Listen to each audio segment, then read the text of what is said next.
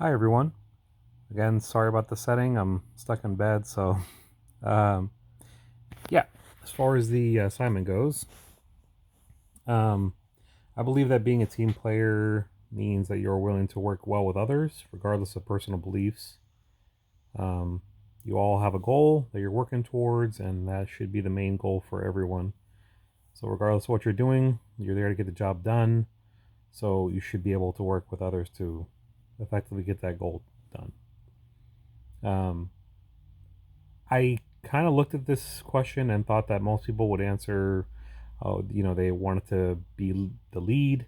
For me personally, I don't think so. I just kind of feel like if everybody worked hard towards that goal, they would effectively get it done. So, everybody can be a lead in their own way, but you'd want to work as a team to get the job done.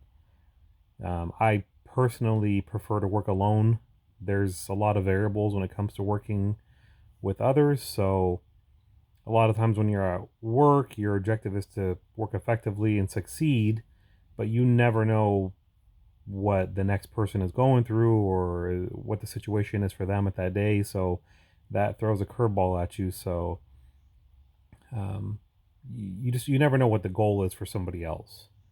Um, so if your goal for work is working hard, being noticed, moving up the ranks, that doesn't mean that that's the same goal for somebody else who just wants to go and kind of be a cog in a machine and just go to work, go home, go to work, go home. So again, they may not have the same work ethic as you. Um, so that's why kind of being a team player is working with someone who may not have the same goals or ethics as yourself. For me personally, an instance that happens all the time is when a certain coworker decides to not want to work or do their job that day. Um, I'm just going to leave this person that I'm talking about name as coworker. The certain coworker will do whatever they can to distract themselves from doing their job. Um, for example, we would be swamped with patients. I work in healthcare, and this certain coworker would do whatever they could possibly can to not help patients. They would just become distracted with whatever little thing they possibly could to not help patients. And in my line of work, we would see 150 patients a day, an 8 hour day. And when you're working as a team, if you divide that up between 4 to 5 employees, it's not so bad. You would handle 30 to 50 patients yourself that day, which is still a lot. But when this certain coworker would get distracted with, a simple test ordered incorrectly or having to call a doctor to double check on something, that would eat up an hour or two. And now the 30 to 50 patients that I was trying to see for the day turns into 50 to 60 patients because this coworker doesn't want to do their job. It really impedes on my work ethic. I want to strive to be the best person I can be. But again, if I'm taking somebody else's entire workload, it really does a number to my, my self image of what I strive to be for that day, or just in general. Um, Now you can combat this in a number of ways. A lot of people would be headstrong and want to go talk to that coworker and say, hey, you need to get your stuff together because now you're impeding on my work ethic and it's affecting me. Um, Over the years, I've realized like you should just focus on yourself.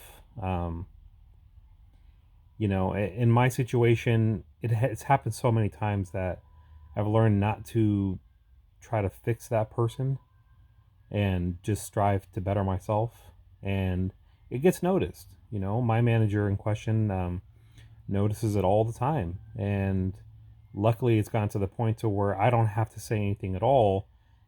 That coworker will do it to themselves. Which then turns into now they're having a discussion with the manager who has to discuss it now with their supervisor, and now that coworker is being looked at because they're not doing their job. So again, I personally think that focus on yourself, work as part of this, as work as part of it, work as part of a team to get the job done, but focus on yourself to be the better person, to get through the day, to make yourself more effective is the key, honestly, for my personal success.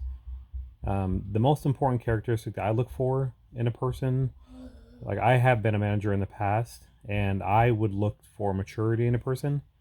That doesn't necessarily mean age. I just look for maturity in the person to see what they've gone through in life, their experiences. It gives me a better sense of what that person has seen or dealt with in life, and kind of judge them based on that. Um, yeah, so that's pretty much it. Thank you.